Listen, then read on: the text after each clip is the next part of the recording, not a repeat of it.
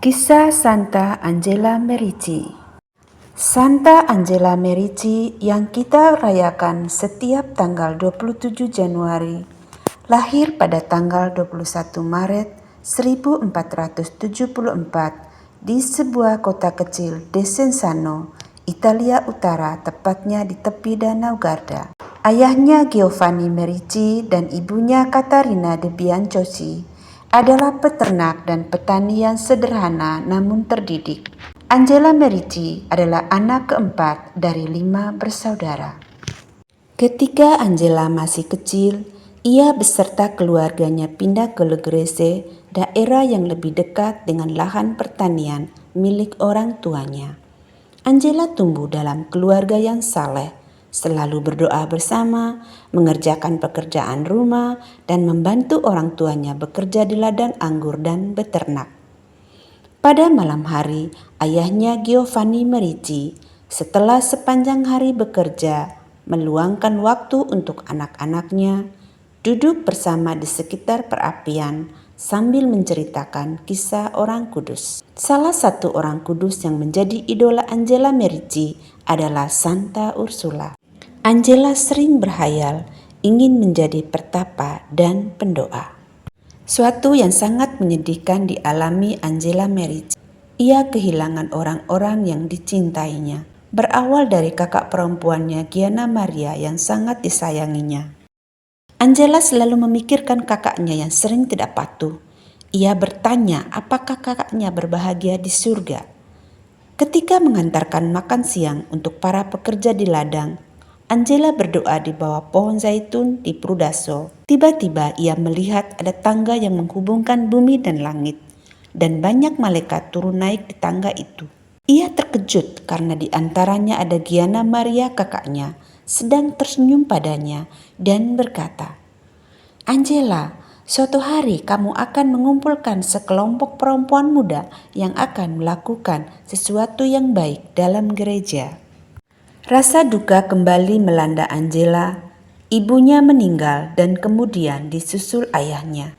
Kesedihan yang mendalam, dan di usia yang masih remaja, ia harus menjaga adiknya Merico. Angela harus membuat keputusan, tetap tinggal di Legrese atau ikut pamannya ke Salo. Setelah berdiam diri dalam doa, Angela akhirnya ikut pamannya ke Salo agar adik kecilnya Merico bisa tumbuh dalam keluarga dan pendampingan yang baik. Salo adalah kota yang orang-orangnya suka berpesta, dan Angela tidak mudah terpengaruh, tetap memelihara hidup doa, berpuasa, mengerjakan pekerjaan rumah tangga. Angela ingin sesuatu yang khas dan menantang. Ia pun menghitamkan rambutnya yang pirang dengan arang agar tidak menimbulkan daya tarik dari seorang pria. Agar lebih dekat dengan Tuhan dan menerima komuni setiap hari, Angela memutuskan masuk ordo ketiga. Setelah menjadi Sor Angela di usia 20 tahun, Angela kembali ke Legrese melanjutkan mengurus ladang warisan orang tuanya. Penduduk Desenzano menyambut Angela dengan gembira. Dengan pakaian coklat dan kerudung putih, kini Angela menjadi pribadi yang berbeda saat ketemu dan berbincang-bincang dengan orang-orang yang ingin meminta nasihatnya. Suatu ketika sebagai anggota ordo ketiga Fransiskan, Angela diutus ke Brescia untuk menemani dan menghibur seorang ibu yang bernama Caterina Patengola yang kehilangan suami dan anak-anaknya karena perang. Di Brescia, Angela bertemu dan tinggal bersama dengan Antonio Romano selama 14 tahun. Angela melakukan pesiaran ke beberapa tempat, ke Tanah Suci dan juga ke Roma. Sekembalinya dari pesiarahan di Roma, Angela tinggal di Brescia. Di Brescia, ia dikenal sebagai pembawa damai yang selalu mampu menemukan sikap dan cara yang tepat untuk merujukkan keluarga yang terpecah dan orang yang bertengkar. Pada zaman itu, kaum perempuan hanya memiliki 2 pilihan, menikah atau menjadi biarawati, dan untuk menjadi biarawati harus membayar mahar sebagai biaya hidupnya di dalam biara. Angela membuat terobosan baru dengan membuat pilihan ketiga, yakni hidup seperti biarawati tetapi tetap tinggal di keluarga masing-masing. Maka pada tanggal 25 November 1535, pada pesta Santa Katarina dari Alexandria, Angela mendirikan kompani Santa Ursula dengan beranggotakan 28 gadis.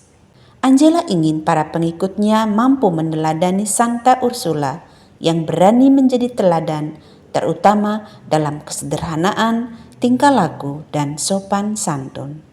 Angela memiliki cita-cita supaya anak-anak, terutama anak perempuan, memiliki kesempatan untuk mendapatkan pendidikan secara utuh, yaitu iman, kepribadian, dan intelektual. Bagi Angela dan teman-temannya, mendidik lebih merupakan seni daripada ilmu. Angela yakin bahwa tak mungkin ada pendidikan tanpa kasih. Angela yang semakin tua dan kekuatannya semakin menurun, mendiktekan kepada sekretarisnya Gabriel Cosano nasihat-nasihatnya dan warisan spiritual untuk para pengikutnya. Pada hari Selasa 27 Januari 1540 pukul 15.30, Angela meninggal. Jenazahnya disemayamkan di gereja Santa Afra.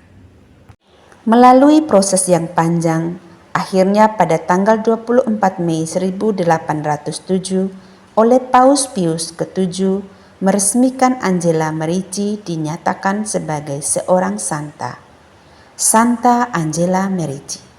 Para anggota kompani terus berkembang ke berbagai belahan dunia, salah satunya para suster Ursulin yang terus mempertahankan semangat awal pendiri, yakni tetap memprioritaskan pada pendidikan kaum muda dan kaum perempuan dalam segala bentuknya dengan semangat Serviam.